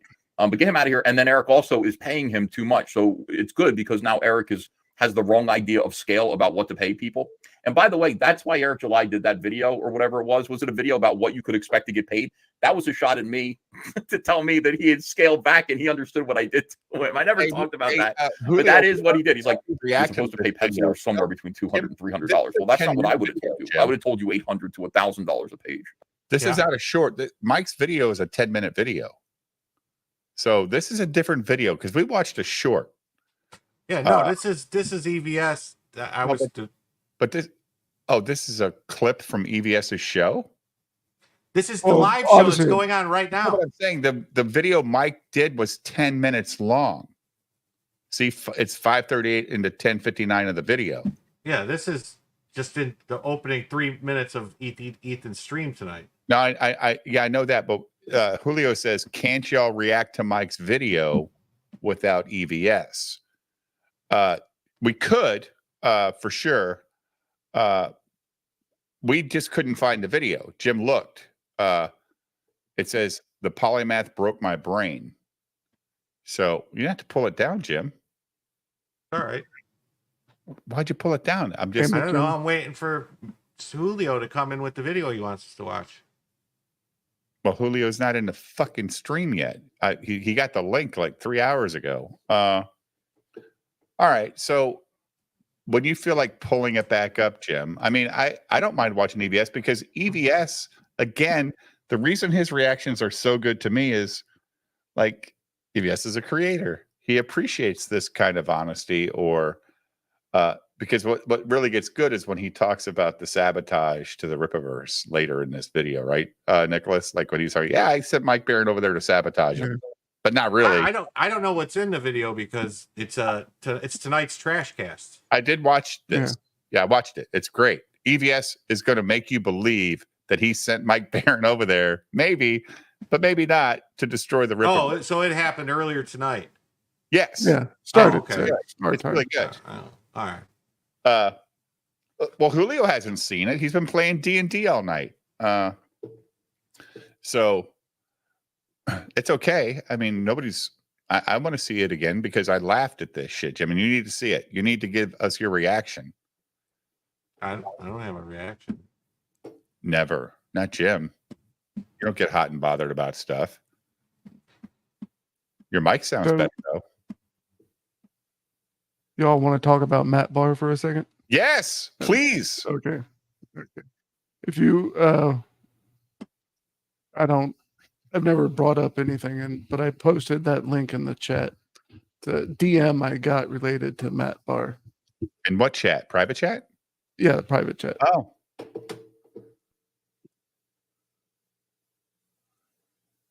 Oh, you want me to put this up? Okay. Yeah. All right. So I'll present this. Here we go. What is this? Load that up. Click on the picture or whatnot. This one? Yeah. This guy? Yeah, there you go. So I got that yesterday from Mr. Snyder. I don't know if you remember this guy or not. No idea. He's got the he is has a book out called Fuck for Our Future. He went on a little bit of a triad a couple of weeks ago about how certain people weren't supporting his book, when obviously he's blazing trails for free speech and everything. I'm paraphrasing. That's the gist that I got out of it. Like after he did that, Black Angus had him on that night and everything like that. Oh, nice. He was at the I guess he ran into EVS. He appeared on his stream for a second at when he was live streaming from the Comic-Con. They had that little party and everything. That's when he started hanging around, that I noticed at least. And so I wasn't aware that Matt Barr actually suffers from a condition. I was unaware. I don't know if you all knew this. I mean, were you aware that he has this no idea gynecomastia thing that causes the man boobs? Man boobs. Oh, no idea. Yeah. So he texted, and he's also, I guess, D. Snyder's kid. The guy Twisted Sister. Uh-huh. So he apparently has a podcast and everything like that. But he texted me that, or DM'd me that. And I'll put another thing in chat of where this is coming from, if you're, brave enough, just to give us a little context here. So this guy, Jesse Blaze Snyder, knows that Matt has a condition? I'm assuming so. I mean, he seems very sure of it. Like. Yeah, that's what it seems like here. Yeah. All respect, brother. Don't you think the making fun of Matt's man boobs is a bit cruel? Not something he can control. I mean, maybe if you said put a shirt on, I'd not feel as badly about it. Was Matt naked on a stream? Yeah, I put up another one in the private chat. All right. So, okay, let's hide this real quick. Go to your other message. In the private chat. Okay. Yeah, and this is what I think precipitated it. Oh shit. Ooh.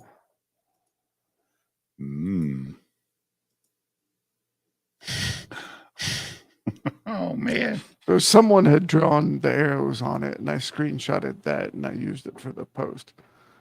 So he says, dude, weak sauce is the lowest form of attack possible, a superficial insult. If you can't beat someone with a good argument, this isn't the way. This doesn't make you or him look good.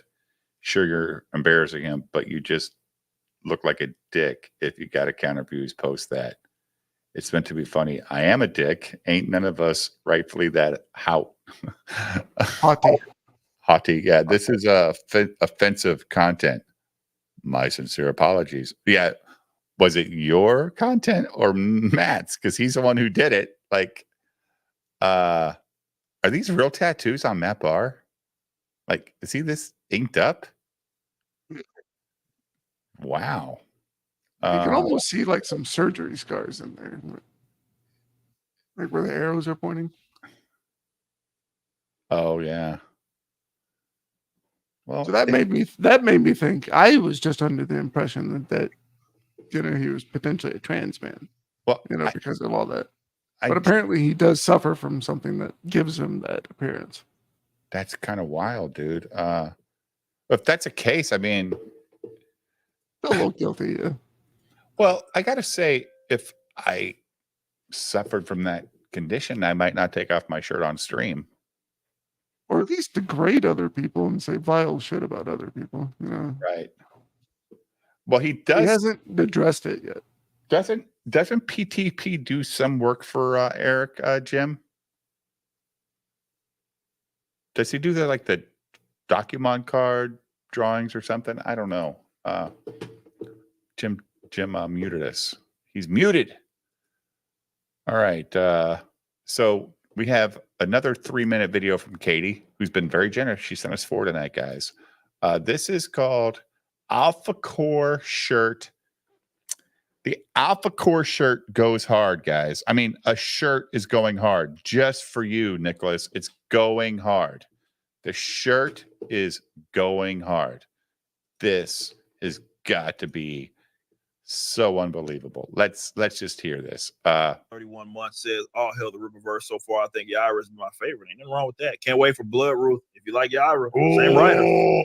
You're gonna love Bloodruth and North. Same writer's brand new fucking artist. Yeah. And Oh yeah. Dude, just a good. couple of pages that we've seen. Holy shit, this guy's interesting me. Oh man, he's good. He's man. legit fucking He is. interesting me. And it's a fan art contest winner, man. He's really good. Says I need that Rippaverse 2.0. Got him super cheap. He won a fan art contest, and I got him super cheap. And they can't, call me the Brazilian art house guy anymore. He did leave. He's going to come back, Chris. But if you haven't seen the beginning of the stream, he had a lot to say tonight. He was very interesting talking, wasn't he, Nicholas? Chris had a lot of good stuff to say. So you can play it back later. I think is he either taking out the dog or is he eating chips and salsa? Or did he fall asleep? Go ahead. You talking about? Looks like Az is like selling something. Here. Oh, yeah. The lid. That I am the everybody new Eric July. Yeah, if you put this on apparently. That's not the $5 hat that he's selling on his summer collection, by the way, Nicholas. It doesn't have those symbols on it. That's how it works, The embroidery.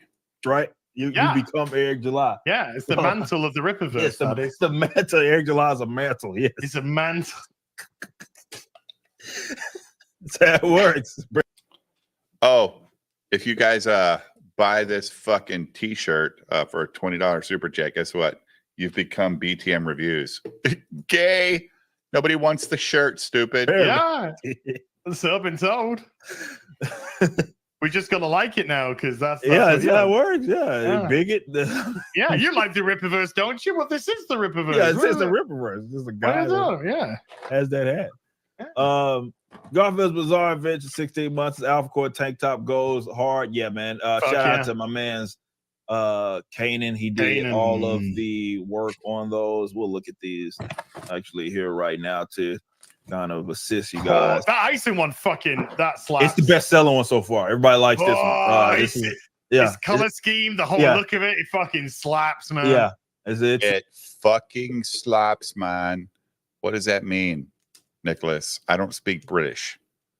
Well, it's not British, but it's just As in is this British. content.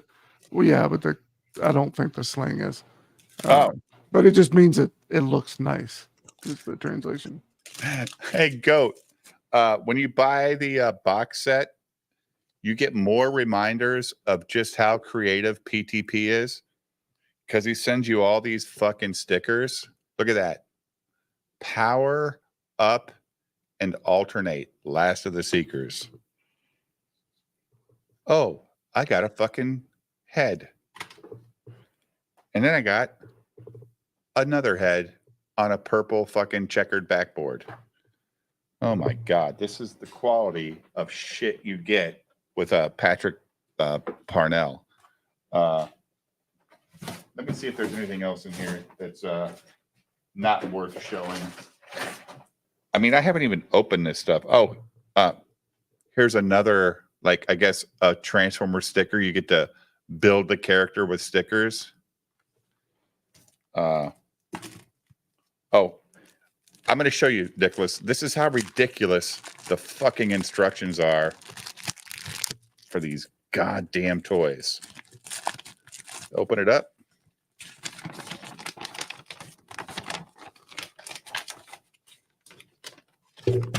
The worst part is there's instructions on both sides. It never fucking stops. By the fifth step, you're like, well, the first four haven't helped me get to the fifth. So that's garbage. And then we got some pack of trading cards here. Should have did this a long time ago. But it's what. Oh, this is the only thing that's worth a shit. So, oh, I didn't show you guys the nice silver gay helmet or packaging with a helmet on it. He loves this grid background on everything. So we've got Ice. Ooh, he's cool. Ice. Let me I don't know, do I focus it like that? Who knows? Block my face. There's Ice. Put the hand right behind the thing. Oh, okay. There's Surge. Surge. I'm Sergio. Beat me at the hot tub, fellas. Another creative name. Shadow Drone. Ooh, man, look at him. And Max with 2 X's. Ugh, just fucking terrible. It's just terrible. Ugh, I can't believe. Let me see. Anything else? Anything else in this? Oh, I've showed this already. No. Oh. One last thing. A poker chip. Oh, just a poker chip because reasons. As you can see, guys, I have no problem treating this shit like shit because shit deserves to be treated like shit. Only thing is I made a mess and I can't stand a mess. So Was the comic any good?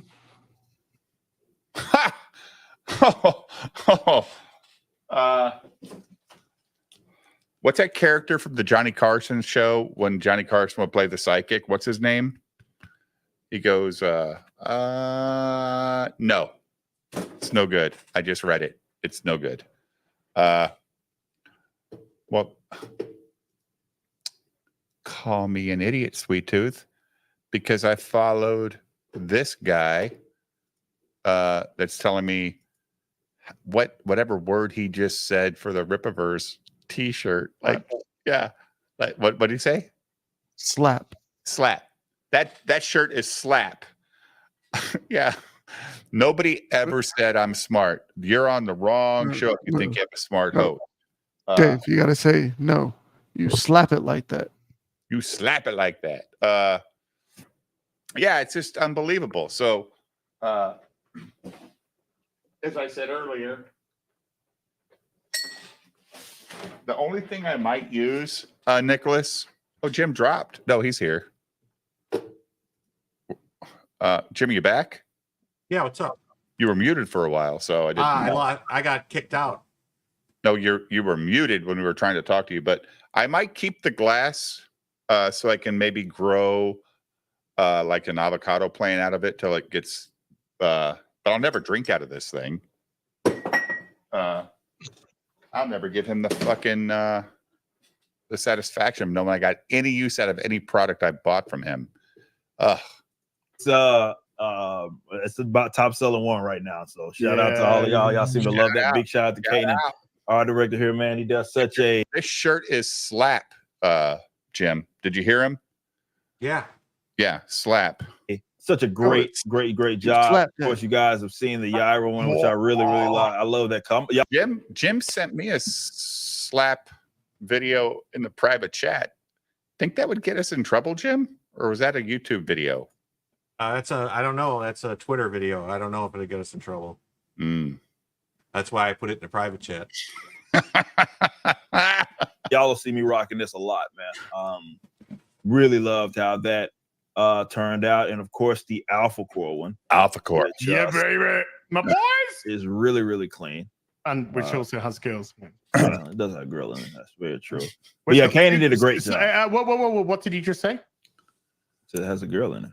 Oh, that's weird because last time I read Alpha Core, it's now got 2 girls. That's also very true. Stories will be told. Okay, so Nicholas, have you watched any of their content over the years between Gary? What the fuck? Yeah. I mean, have you watched their content over the years between Gary as Like a couple minutes here and there. They hate just women. like trying it out. Yeah. Yeah, they hate women. They hate when women are in lead roles of any like role that they think should be dominated by. I don't know of any book ever, as is ever talked about in comics, where a female is the lead, and Az loved it, Jim. Never ever heard him say it. But now there's 2 women on Alpha Core, and they're woo-wooing this shit. Are they actually getting fucking SJW money now? Are they so big that the DEI people are getting these people to try to convert them over? I don't understand. I don't fucking get why these That's their 2. hope. I don't think they're getting any of the money. They know that they have to pivot away from what they've been doing because people have slowly realized that they're full of shit. So you think they're They trying know to that. fucking attract SJWs? Well, not necessarily attract SJWs, but they're trying to go more mainstream. You know, get Yeah. more mainstream back. Like he's trying to. I mean, that's probably part of the reason why Eric hired the Soskas, because they pretend to have Hollywood connections. Oh, I mean, they do. that They've worked. It backfires. Yeah.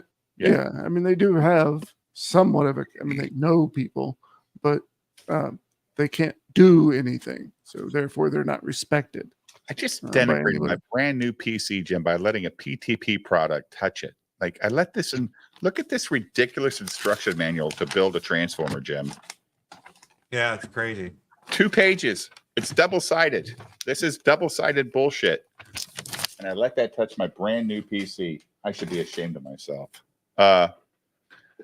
Yes, Michael Clan. We brought that up. Like, it's not. It's just a shirt, dude. Just sell shirts on your fucking. What are some of those? Like, what are some of the sites that sell shirts? Sweet something. There's all kinds of sites that do it mail or purchased by order, Jim. There's all kinds. Yeah, there's a bunch of them. Shopify. Yeah, it's Shirtly great. What do or you think something that- like that. What do you think the chances are that the shirts actually look like that once they're released?